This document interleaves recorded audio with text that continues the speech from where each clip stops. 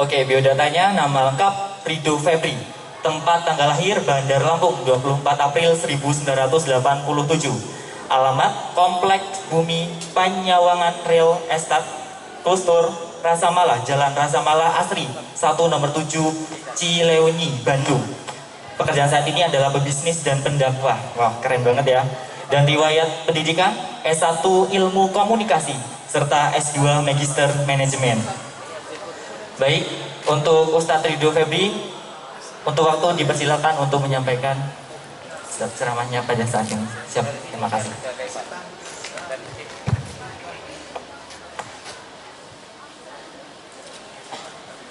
Bismillahirrahmanirrahim. Assalamualaikum warahmatullahi wabarakatuh. Masih pada lapar? Belum pada makan siang, teman-teman semuanya? Suaranya belum? Udah, kok masih lemas suaranya ya? Iya. Saya ulang lagi. Bismillahirrahmanirrahim. Assalamualaikum warahmatullahi wabarakatuh.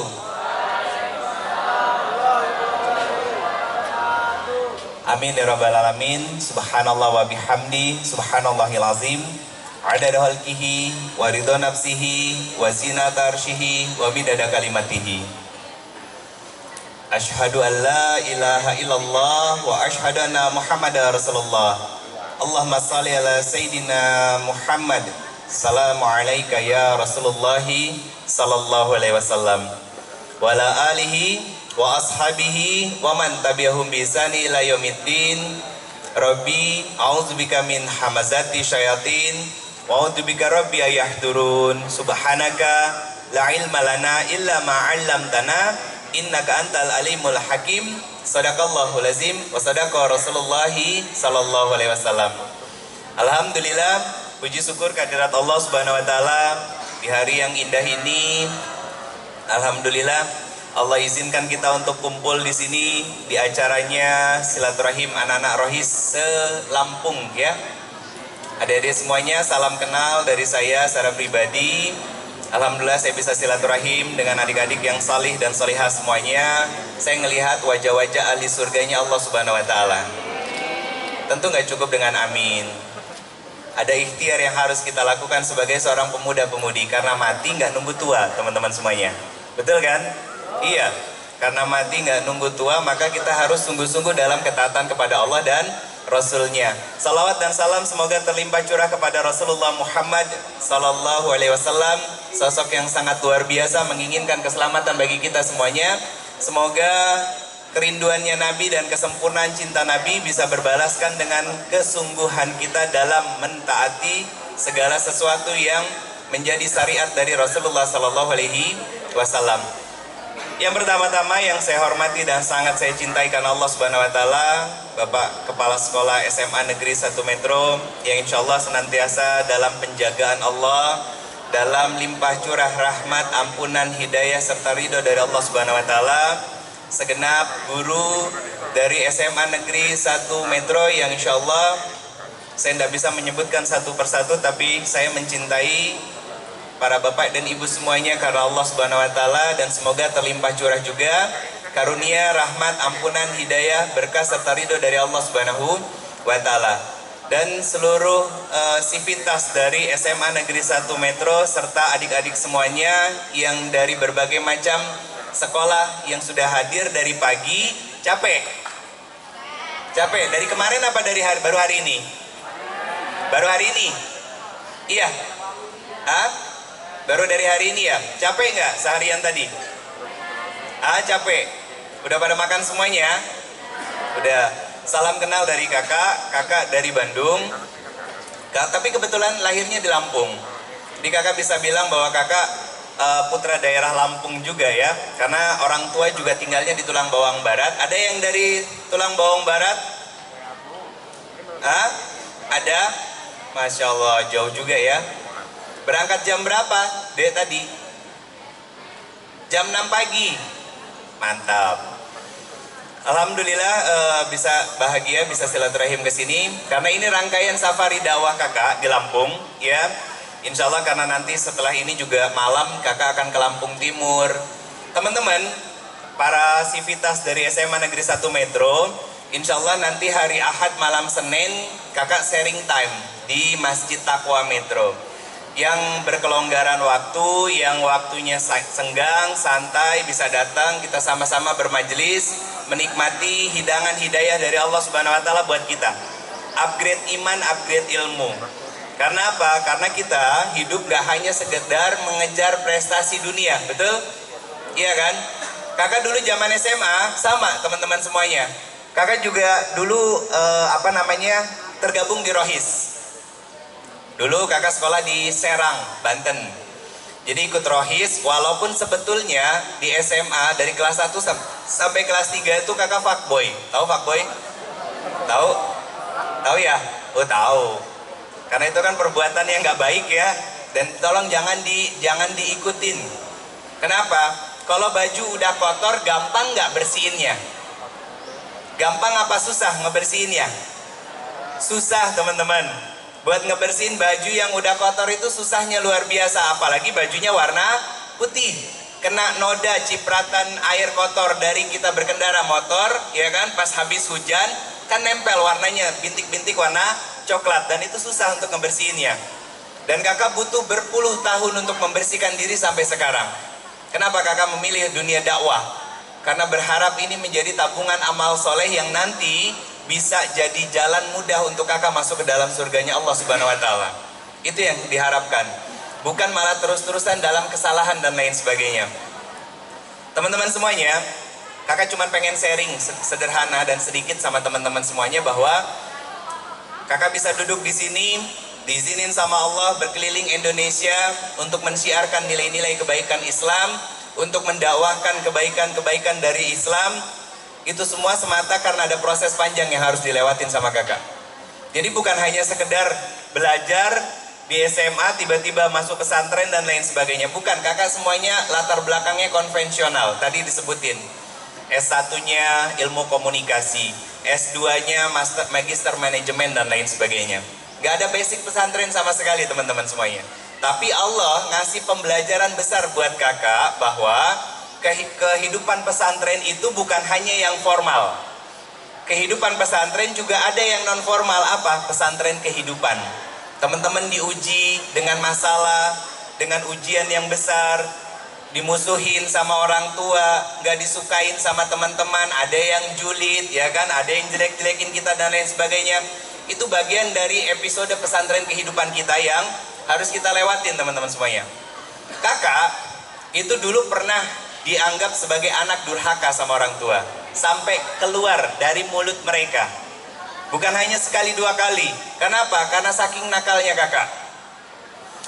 Bisa berdiri di sini, bisa berada di depan teman-teman semuanya, ada proses panjang yang kakak lewatin sebagai seorang anak laki-laki. Apa diantaranya? Diusir dari rumah, di DO dari kampus, cari pekerjaan sendiri, biaya kuliah sendiri dan lain sebagainya. Bahkan ada yang pernah nginep di Hotel Prodeo, teman-teman? Ada? Tahu Hotel Prodeo nggak? Tahu nggak Hotel Prodeo? Nggak tahu ya? Hotel Prodeo itu sel penjara. Kakak pernah dititipin sama papa selama 5 hari karena saking nakalnya. Karena saking nakalnya, pernah dititipin biar berpikir dan biar sadar. Itu yang diminta sama papanya kakak. Sehingga akhirnya apa? Bikin kakak berubah cara pandang. Waktu kakak tidur 5 hari di dalam sel itu, apa yang dilakukan sama kakak? Kakak bisa menghatamkan 1 kali Al-Quran dalam 5 hari. Bisa menghatamkan Al-Quran 5 hari? Ada? Kakak kasih hadiah? Ada? Itu jadi titik balik kebaikan yang hadir dalam hidupnya kakak. Sehingga kemudian pelan-pelan Allah perbaiki semuanya. Teman-teman semuanya, kakak punya latar belakang dunia yang gelap. Pernah nakal, pernah berbuat maksiat dan lain sebagainya. Kenapa? Dulu hidup di dunia entertain, dunia modeling, tahu kan? Iya, banyak duit, berkecukupan, baju bagus, pakaian bagus, dikelilingin sama orang-orang yang memang memang punya kehidupan yang seperti itu teman-teman semuanya. Selain di dunia modeling, kakak juga main musik. Jadi drummer, gonta-ganti pacar, pacarannya sama A, jalannya sama B sampai Z. Itu yang kakak lakukan dulu. Ini bukan prestasi yang kakak banggakan, demi Allah, bukan. Tapi kakak ingin bercerita dan berkisah sama teman-teman semuanya bahwa kullu bani Adam khata'un wa khairu khata'ina at-tawabun. Bahwa setiap anak cucu Adam itu pasti pernah berbuat salah dan dosa. Kita sebagai seorang anak, sebagai seorang siswa, pasti pernah melakukan dosa, pasti pernah melakukan kesalahan. Minimal di sekolah bikin jengkel guru, betul apa benar? Iya. Biasanya yang dilakukan oleh laki-laki apa perempuan? Laki-laki biasanya yang melakukan hal-hal seperti itu. Dan saya berpesan bahwa ada beberapa yang ingin saya sampaikan sama teman-teman semuanya. Pertama, tolong perbaiki hubungan kita dengan orang tua kita. Itu poin yang pertamanya. Tolong perbaiki hubungan kita sama orang tua agar kita bisa berkualitas hidupnya dan berprestasi dengan prestasi yang terbaik. Bicara tentang prestasi, bukan hanya prestasi dunia, teman-teman semuanya. Prestasi dunia, ranking 1, ranking 2, betul kan? Nah, dapat ranking 1, ranking 2 di semester sekarang. Tahun depan atau semester depan ternyata peringkatnya turun. Saya mau tanya, dimarahin nggak sama orang tua? Iya. Orang tua pasti akan marah. Itu gambaran prestasi dunia, teman-teman semuanya.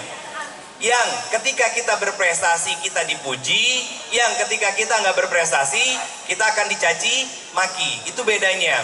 Tapi kalau fokus kita pada prestasi akhirat, apa prestasi akhirat?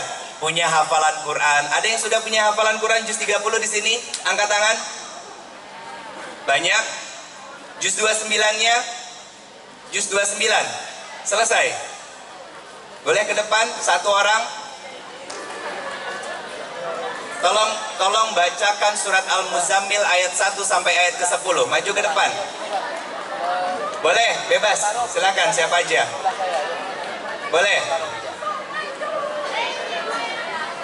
Ada mic.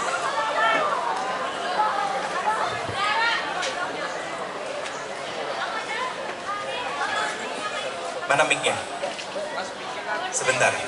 Mic-nya tadi. Mic minjem Mas.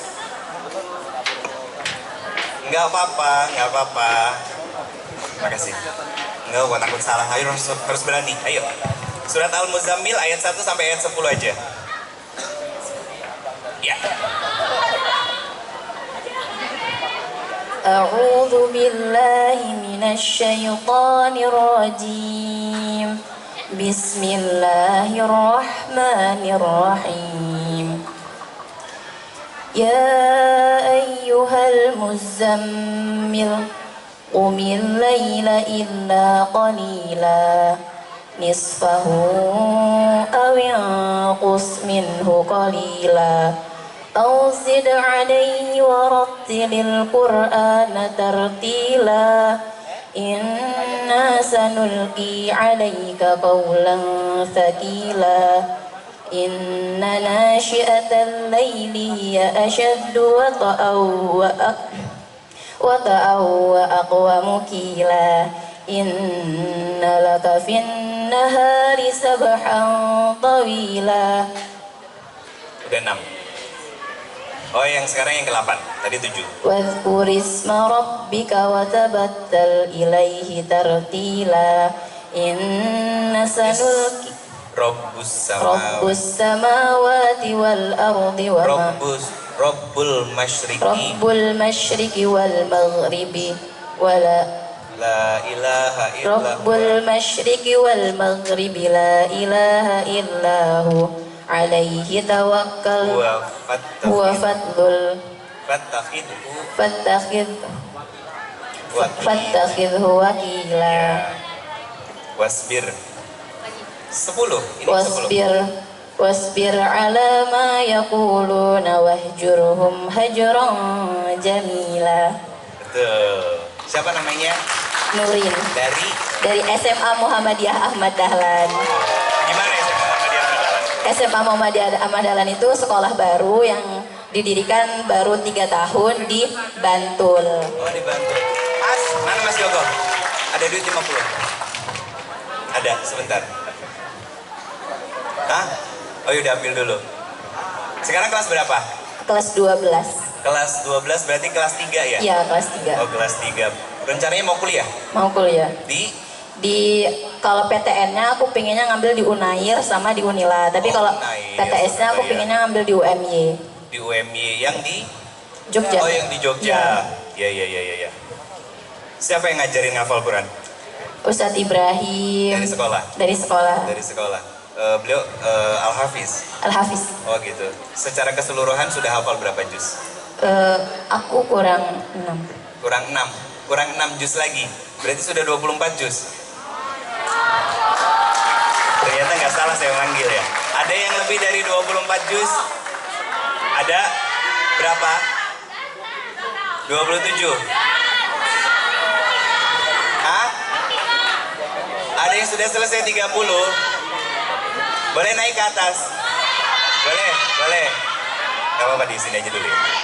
Gak apa-apa, naik ke atas. Mana mbaknya, siapa namanya? Boleh mbak, ke depan. Teman aku juga udah ada yang 30 juz. Ada, mana? Ada di sini? Ada. Panggil. Siapa namanya? Sania Isma, terus sama Azaria Marela. Boleh dipanggil ke depan. Monggo. Saya minta tolong teman-teman yang barusan disebutkan, berapa? 30 juz? 30 juz. Naik ke depan. 4 aja mas. Sama teman-teman yang dari Baitul Muslim ya.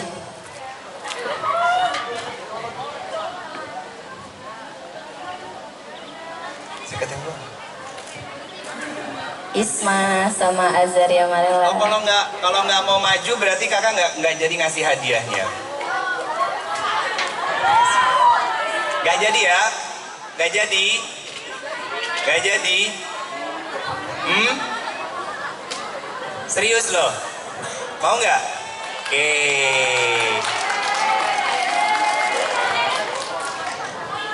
Ini dari SMA mana? Baitul Muslim. Baitul Muslim daerah? Oh, kurang tahu. Dua-duanya? Sudah selesai juz 30? Oke, kalau gitu mau saya tes.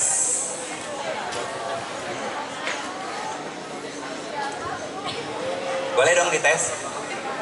Oh, nggak mau. Ya sudah kalau gitu. Apa namanya? Kakak kasih hadiahnya saja. Diterima ya, ini bukan apa-apa. Ya, makasih banyak. Dari SMA mana? Baitul Muslim dari Owai Jepara, Lampung Timur. Kemarin kakak ke sono ke SMA Negeri 1 Muhammadiyahnya. Sama ke pesantren Al-Arqam. Gak tahu kan?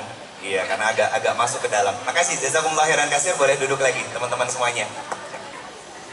Semoga bisa dijaga terus hafalan Qur'annya. Yang paling penting adalah kalau sudah punya hafalan Quran kayak gini nggak boleh pacaran. Karena walaupun nggak punya hafalan Quran juga pacaran nggak boleh. Ada di sini anak rohis yang pacaran? Hah? Ada nggak kira-kira anak rohis yang pacaran? Oh banyak. Hah? Oh nggak ada. Yang ngomong nggak ada tuh yang jomblo biasanya. Iya kan? Ada nggak yang ikhwan? Kenapa? Gak boleh pacaran. Kata siapa gak boleh pacaran? Kata siapa gak boleh pacaran? Hah? Boleh tapi setelah nikah itu bagus. Teman-teman semuanya, ada nggak di sini yang pacaran anak rohis? Gak ada, betul. Kalau ada, tolong aminkan doa dari kakak. Kalau ada yang pacaran, maka pacarannya bubar. Rusak serusak-rusaknya. Kenapa? Karena anak-anak rohis itu sudah dulu. Karena anak-anak rohis itu adalah penggerak dakwah di sekolah. Betul kan? Kalau dalam struktur OSIS, rohis itu kalau nggak salah di seksi pertama ya? Iya, betul? Di seksi pertama. Iya nggak? Berarti harus disupport juga sama anak-anak OSIS. Anak-anak rohis yang nggak pacaran, anak-anak OSISnya juga harus nggak pacaran, bukan malah pacaran. Giliran anak rohisnya dilarang dan lain sebagainya. Kenapa? Karena larangan pacaran itu bukan anak rohis atau anak rohis dan anak nggak rohisnya. Tapi ini perintah dari Allah Subhanahu Wa Taala. Kata Allah, la taqrabu zina. Deket-deket aja nggak boleh sama zina, teman-teman semuanya. Deket-deket sama zina aja nggak boleh, apalagi harus nyemplung masuk ke dalamnya.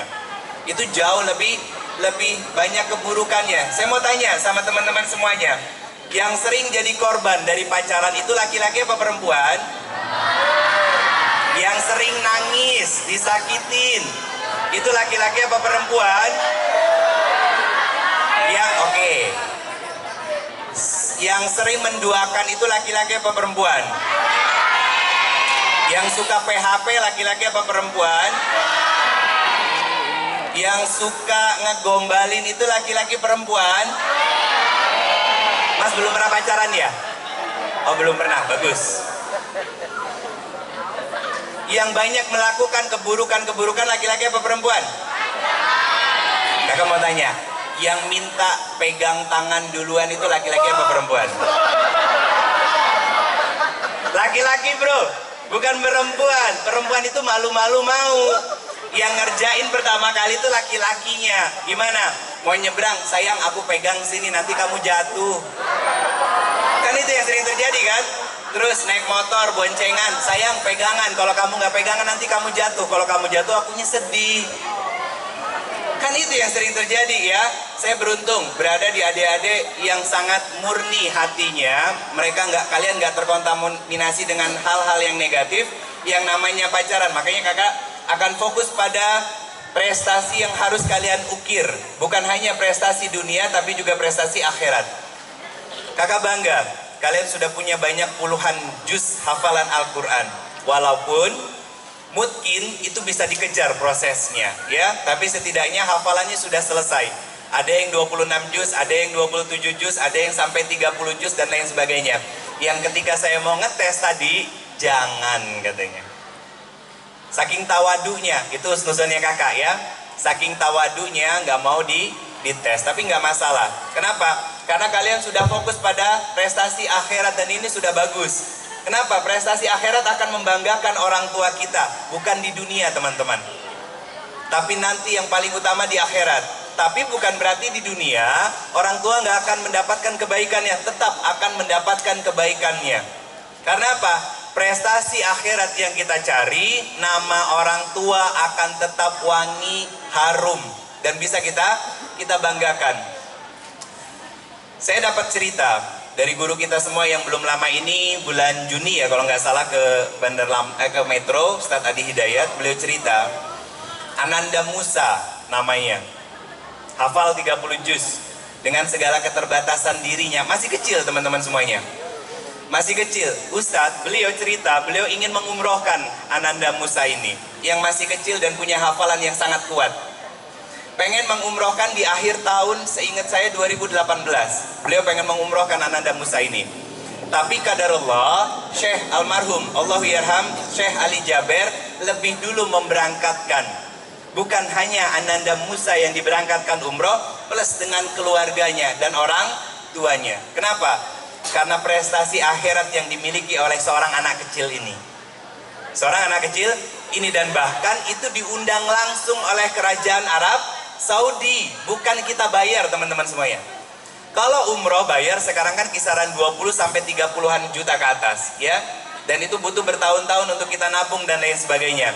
Tapi Ananda Musa masih kecil, dia bisa berangkat menunaikan panggilan Allah Subhanahu wa taala, plus dengan orang tuanya, plus dengan keluarganya, karena dia mengejar prestasi akhirat. Saya berharap nanti adik-adik yang punya hafalan Quran terus dijaga, terus dirawat. Ketika masuk ke perguruan tinggi, ambil jalur prestasi. Ambil jalur prestasi hafalan Quran dan lain sebagainya. Kenapa? Karena itu lebih memudahkan untuk kita bisa masuk ke PTN yang memang jadi favoritnya buat kita. Dan saya berharap nanti ketika masuk ke dunia universitas, tetap tingkatkan dan tetap dijaga hafalan Qur'annya. Bukan hanya sekedar mengejar prestasi belajar dunia teman-teman semuanya. Semester 1 ranking 1, semester 2 ranking 2. Naik kelas tiba-tiba jadi ranking 2. Nanti jadi pertanyaan dari orang tua. Nah, kenapa kok peringkatnya kurang? Kenapa kok peringkatnya jadi turun dan lain sebagainya? Yang sebetulnya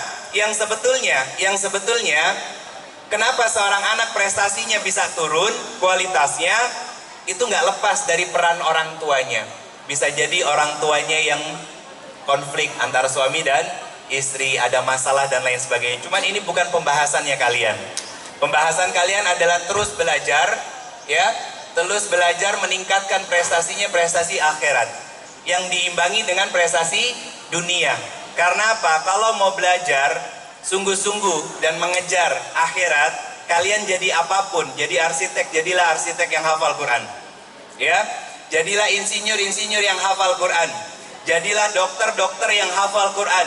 Jadilah seorang psikolog-psikolog yang hafal Quran. Jadilah kebaikan-kebaikan yang lain yang punya pondasinya berupa nilai-nilai kebaikan akhirat. Apa? Al-Quranul Karim. Demi Allah teman-teman semuanya. Kakak cerita lagi kenapa?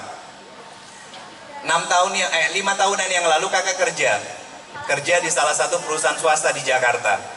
Gaji kakak 41 juta per bulan. Besar apa kecil? Besar apa kecil? Itu gaji yang kakak terima setiap bulan ketika kakak masih kerja di Jakarta. Tapi waktu kerja dengan gaji sebesar itu nggak pernah kepikiran untuk berangkat umroh, teman-teman semuanya. Beneran, nggak pernah kepikiran untuk berangkat umroh sama sekali. Gaji besar, fasilitas dapat. Apa aja? Kendaraan operasional, antar jemput yang didampingi sama supir, ya. Dapat fasilitas apartemen juga, penginapan ketika keluar kota dengan fasilitas yang baik dan lain sebagainya. Sama Allah dikasih dunianya. Tapi ternyata nggak ada greget sama sekali untuk ngejar akhiratnya. Begitu kakak hijrah pekerjaan ya. Kalau hijrah pribadi sejak tahun 2011 sampai sekarang sedang belajar. Hijrah pekerjaan, kakak tinggalkan semuanya. Apa efek samping yang kakak terima? Kakak dimusuhin orang tua, dikucilkan keluarga. Sampai orang tua kakak bilang begini, lu ninggalin pekerjaan mau ngasih makan apa sama anak sama istri lu? Kan realistis ya, kan dunia dakwah seperti ini gak ada yang ngegaji kecuali Allah Subhanahu Wa Taala, betul?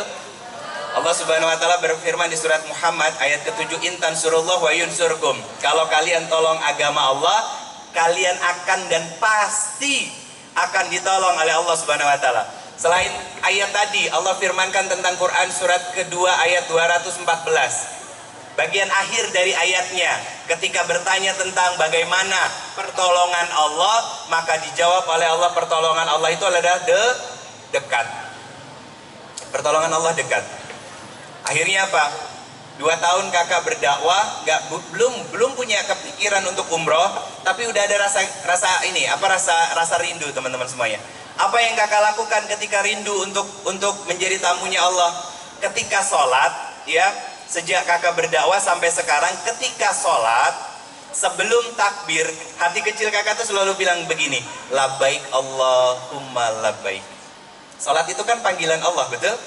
Iya kan?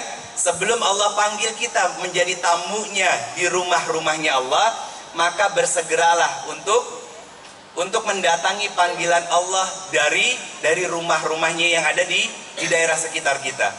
Lewat apa? Sholat 5 waktu. Azan itu kan panggilan Allah, betul?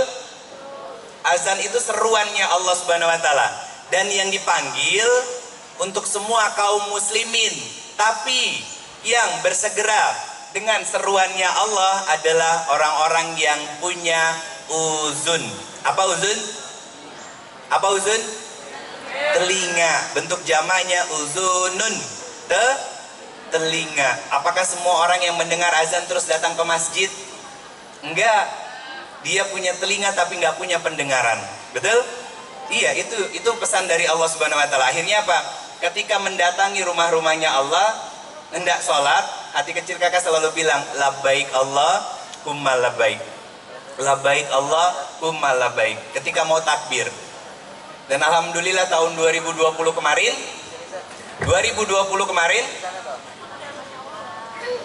baru 2 tahun ke belakang, kakak diundang sama Allah untuk berangkat umroh gratis. Pakai travel salah satu sahabat kakak, umroh gratis, diamanahin 76 jamaah untuk kakak bimbing. Selesai dari umroh, kan biasanya kalau ustadz pembimbing itu standar uang saku yang diterima itu 5 juta. 5 juta, ini kakak cerita apa adanya aja. Begitu pulang umroh, ya kakak dikasih uang saku sama pihak travel teman kakak berapa? 25 juta. Plus dikasih sama Allah. Dapat umroh gratis, diizinin ngebimbing 76 jamaah, pulang dapat uang saku sebesar 25 juta tanpa diminta. Tanpa diminta sama sekali. Tiba-tiba ditransferin ke rekening kakak, dia minta rekeningnya kakak, akhirnya kakak kasih dan lain sebagainya. Dan ternyata angka besar itu adalah akumulasi yang Allah berikan kepada kakak. Kenapa? Karena setelah itu kan COVID. Kakak nggak ada kajian, ya kan, dan lain sebagainya. Akhirnya apa? Itu cara Allah untuk menjaga dan memelihara kakak dan keluarga dari keburukan-keburukan yang muncul dengan kondisi COVID saat itu. Punya tabungan dong, makanya masih bisa survive, masih bisa bertahan. Kenapa? Itu bisa terrealisasi dan terjaga karena kita mengejar akhirat. Yang akhirnya nama orang tua yang wangi. Nama orang tua yang wangi. Terakhir kakak ke Metro, seingat kakak bulan November 2019. Ya mas ya? Waktu itu acaranya Muharaman. Diundang sama Pak Wali sebelum Pak Wahdi. Ya semoga Allah merahmati beliau, mengampuni dosa-dosa beliau, karena yang saya dengar kabarnya beliau sudah meninggal. Semoga Allah memuliakan dan meninggikan derajat beliau di sisi Allah Subhanahu wa taala. Itu terakhir kakak. Dan ternyata pas lagi dapat undangan acara di Masjid Metro, di Masjid Taqwa waktu itu teman-teman semuanya. Itu pertama kalinya papanya kakak datang ke kajian kakak secara langsung. Yang selama ini beliau adalah orang yang paling menentang kakak masuk ke dalam dunia dakwah. Perlu waktu 2 tahun teman-teman semuanya untuk kakak bisa mengobati rasa sedih, kecewa dan lain sebagainya. Kenapa? Karena diacuhkan, dicuekin sama orang tua. Sedih, wajar, sedih, kita manusia, pengen semuanya baik-baik aja kan. Tapi ini Allah punya takdir yang beda buat kita. Allah punya maksud dan tujuan yang beda buat kita, buat ngasih pelajaran. Kamu bertahan nggak? Kamu kuat nggak dengan ujian yang udah Allah berikan kepada kita semuanya? Teman-teman punya ujian. Ujiannya apa? Kesendirian kalian. Ketika ngelihat teman-teman yang lain berpegangan tangan pulang sekolah, ya kan, boncengan dengan yang sebetulnya belum tentu jadi suami atau istrinya nanti, ya nggak? Kenapa kakak nggak suka dengan pacaran? Pacaran itu jagain jodoh orang loh teman-teman. Iya kan? Karena kakak pernah ngalamin dulu. Apa yang kakak alamin? Pacaran 4 tahun, nikahnya sama orang lain. Kan nggak enak ya? Nggak enak, sakitnya luar biasa.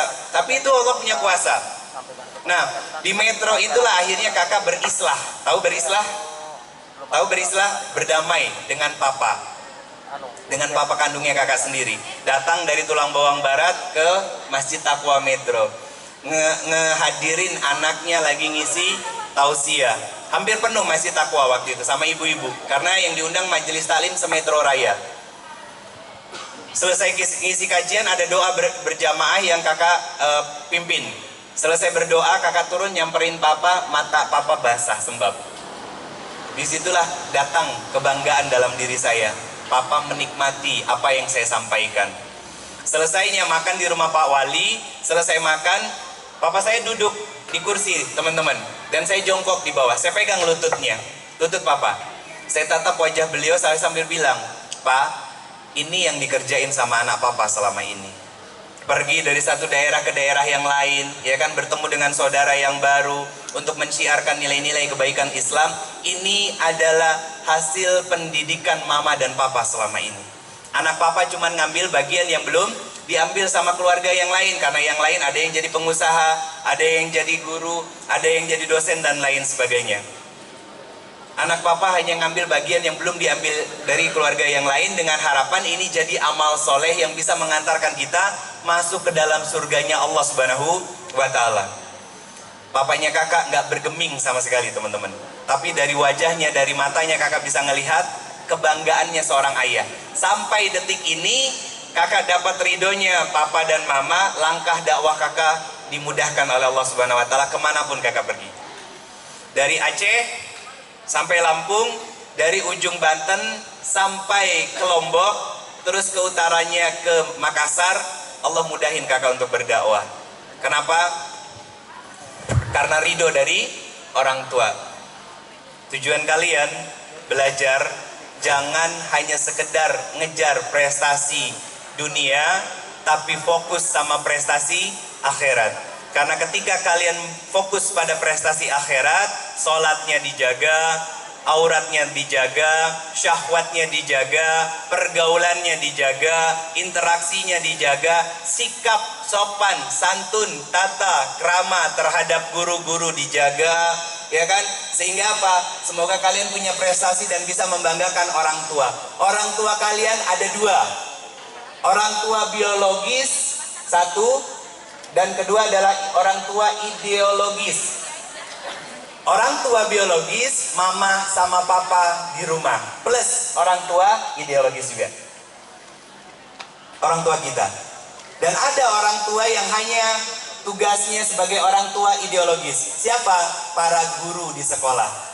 Maka saya berpesan sama adik-adik semuanya, hormati jugalah guru-guru kalian di sekolah, ustadz-ustadz kalian di sekolah, seperti kalian menghormati dan menghargai orang tua kalian. Karena apa? Karena mereka adalah guru-guru orang tua idealismenya kita. Mereka yang mengajar dan mendidik kita. Mereka yang menuntun kita bisa menulis, bisa membaca, bisa ngomong dengan bahasa-bahasa yang beraneka macam. Bahasa Inggris, bahasa Arab, bahasa Indonesia tentunya. Itu kenapa? Kita harus menghormati para orang tua, dan khususnya juga adalah guru-guru kita di sekolah. Saya berharap adik-adik semuanya yang prestasinya sekarang semakin meningkat, terus ditingkatkan, terus dijaga, hafalan Qur'annya pun dipelihara. Kenapa? Karena itu jadi sumbu amal soleh untuk para guru-guru juga. Jadi kalau berdoa teman-teman, jangan hanya berdoa untuk orang tua kita, ya, tapi sebutkan, ya Allah, jaga dan lindungi guru-guruku. Karena mereka aku bisa membaca, karena mereka aku bisa menulis, karena mereka aku bisa memiliki hafalan, karena mereka aku paham tentang arti dunia sekarang. Mereka guru-guruku yang tanpa mengurangi sedikit pun rasa hormat dan kecintaan kepada mereka telah memiliki jasa yang besar dalam hidupku dan lain sebagainya. Boleh kok. Kakak selalu diajarin itu sama gurunya kakak. Kenapa? Biar ilmu yang kita punya berkah. Kalau ilmunya sudah berkah, ya, nanti kebaikan-kebaikannya akan datang dengan sendirinya. Salah satunya diterima di kampus-kampus terbaik, tetap berprestasi, dan itu yang menjadi harapan kakak untuk adik-adik semuanya. Acara ini kakak berharap bukan hanya seremoni saja, ya, menang kalah itu biasa. Ya, yang kita kejar bukan hanya menang kalahnya, tapi ukhuwah, pertemanan, silaturahimnya, ya enggak? Karena apa? Karena bisa jadi nanti di suatu saat kita sekampus, ya kan? Atau kita bisa dapat masukan dan arahan dari teman-teman yang lainnya, sehingga apa? Satu sama lain bisa saling menguatkan, bisa saling mengikat dalam silaturahim, sehingga apa? Semoga pertemanan dan persaudaraan ini bukan hanya di dunia, tapi sampai ke dalam surganya Allah Subhanahu wa Ta'ala. Kenapa? Karena mati nggak nunggu tua. Bisa kakak duluan, adik-adik semuanya belakangan, atau begitu juga sebaliknya, adik-adik duluan, kakak yang belakangan. Tapi kakak bermohon, semoga adik-adik nanti ketika masuk ke dalam surganya Allah bisa mencari kakak, mengajak kakak untuk masuk ke dalam surganya Allah Subhanahu wa Ta'ala bareng-bareng beserta dengan seluruh keluarga kita. Terakhir, kakak berpesan, terus belajar, tingkatkan prestasi kalian, kejar prestasi akhirat, jaga sholat 5 waktunya, dan ditambah dengan yang sunnah-sunnahnya. Kalau bisa, ya, kerjakan puasa sunnah Senin Kamis, ataupun kalau lebih bagus bisa puasa Daud, itu lebih bagus. Kenapa? Teman-teman bisa lebih menjaga diri saat kita berpuasa, jaga omongan, ya kan, jaga lisan, jaga perkataan, jaga telinga, jaga mata, jaga tangan, dan lain sebagainya. Setelah mengerjakan yang wajib, jaga yang sunnah-sunnahnya juga. Dan teman-teman yang sudah punya hafalan, terus tingkatkan hafalannya. Semoga Allah merahmati dan menjaga kita semuanya. Kakak mohon maaf lahir dan batin. Sekian dari kakak, semoga ada kebaikan yang bisa diterima dan dibawa pulang. Karena kakak poin besarnya hanya kepada peran orang tua. Orang tua ada dua, orang tua yang kita miliki yaitu orang tua kandung, dan orang tua ideologi yaitu orang tua yang ada di sekolah-sekolah kalian, yang sudah mendidik kalian sejak SD, SMP sampai SMA, dan bahkan nanti sampai ke perguruan tinggi masih bertemu dengan guru-guru kehidupan kalian. Ya, lepas dari universitas kalian akan bertemu dengan guru-guru kehidupan yang lainnya, maka selalulah untuk mendoakan mereka agar selalu dijaga, dilindungi oleh Allah Subhanahu wa taala dimanapun mereka berada. Pesannya apa dari kakak? Kejar prestasi akhirat. Semoga Allah memuliakan kalian.